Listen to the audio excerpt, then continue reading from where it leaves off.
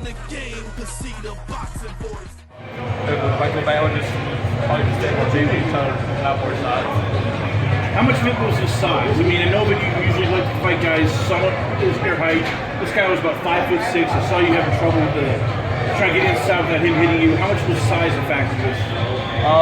Size was a factor, but I mean, it's something that I'm just gonna have to get used to, especially fighting at this way, you know, with my size, I'm 6'1". And yeah, it was difficult at first, you know, because I was trying to take the fight soon, and he was a shorter fighter, just trying to catch that one hard shot over the top. But yeah, I mean, the size it played a little bit of a factor. How much of a distraction was it in the ring when you hear the whole crowd, you know, begging for the knockout? I stopped paying attention to that. I mean, it gets hard at times, you know, just hearing everybody. But I found out I do better when I'm just in there, you know, in my own zone. How long do you plan to campaign at this weight class? I plan on campaigning at this weight class as long as I can. I mean, until my body is no longer able to make it, I'll be here. What do you think about becoming the next uprising star? Oh man, it's very exciting, you know, knowing that people, you know, like who are calling me that, who are calling me the next up and coming prospect. I mean, it means a lot. It's very exciting. I'm just very excited for my career. Your Mexican pride. I'm sorry. Your Mexican pride. Oh, definitely, 100% Mexican pride. When do you expect to fight next? Is there anybody in mind you have that you want to fight, like a Robert Easter Jr., Algetis Mendes, somebody that you know can get you at top 10 ranking? I want everybody and anybody at this weight. I mean, I'm here. I want to fight the best. You know, you have to fight the best in order to be the best. And that's what I want to do. Are there any losses you had in the amateurs that you're looking to avenge in the pros?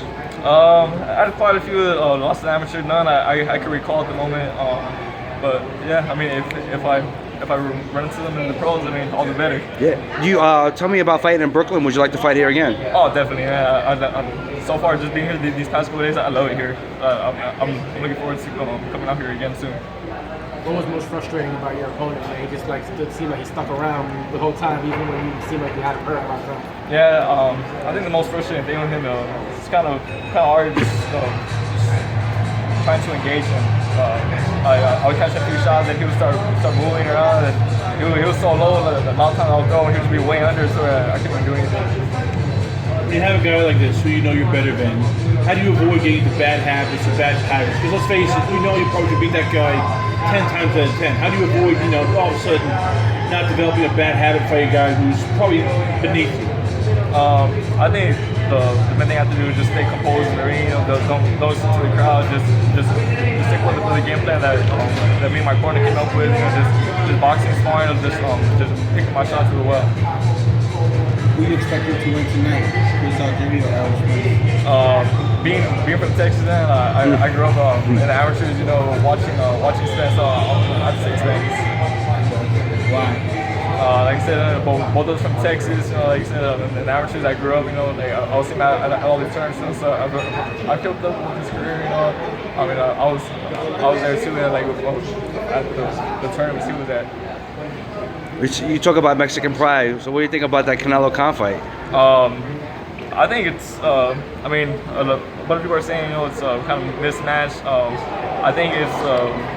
I think Khan can give Canelo a lot of problems, but just being a Mexican, I'd sit back on Canelo. He's a great fighter. I'm behind him. Excellent. Last question for you here. Going back, you fought on PBC on FS1. You were fighting in your hometown, Texas. Here, what is that like when you're starting to grow up a following? You know, whether it's California, Texas, fans are starting to come out more. You start to have, you know, your fans at these fights. What's that like having, you know, a passionate following that's going to, you know, support you no matter what? Having that, man, that's something I always dreamed of. You know, in amateurs, I always dreamed of turning pro. You know, traveling all these places, having fans follow me, and now that's happening, it's kind of an unreal feeling. I'm very thankful to all the fans. You know, without them, none of this would even be possible. Where can the fans check you out, by the way? Where's the Twitter page, the website, Instagram? Where can the fans hit up Mario Barrios? You can follow me on Twitter and Instagram as boxer_Barrios, that's BARRIOS. Fantasy fight question: who does Mario Barrios want to fight all time? Anybody? night, it can be anybody. Fighter, Abraham Lincoln, doesn't matter. Like I said, I want everybody and anybody. If you could fight anybody in history, though, do you have a name? None at the top of my head right now. What were some of your favorite fighters when you back in the day when you were coming up? Growing up, I watched a lot of Hagler, like a lot of old school fighters, Leonard and fighters like that. Yeah, no doubt. If you had to give your style to one of those throwback guys, who would you say, that you took a little piece of? We tried to fight a lot like Hagler. All right. Thanks a lot, man.